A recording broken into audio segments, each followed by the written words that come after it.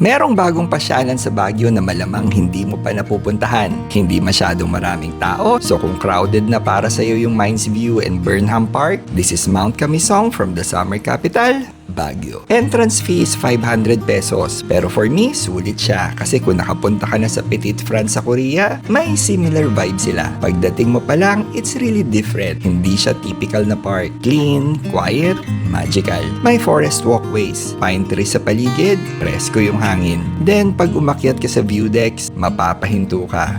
Mountains, clouds, very relaxing. And the highlight, the glass walkway. Kita mo yung forest sa ilalim habang naglalakad ka. Medyo nakakakabayan sa una but it's all worth it. After that, may cafe overlooking mountains. Pwede ka umupo, magkape, mag-lunch or magmerienda. This is not the type na minamadali mo para sa next itinerary. Dahan-dahan lang and you can easily spend a whole afternoon here. So if naghahanap ka ng bagong pasyalan sa Baguio na hindi pa crowded, this is worth checking out. Thanks for watching and kita tayo ulit.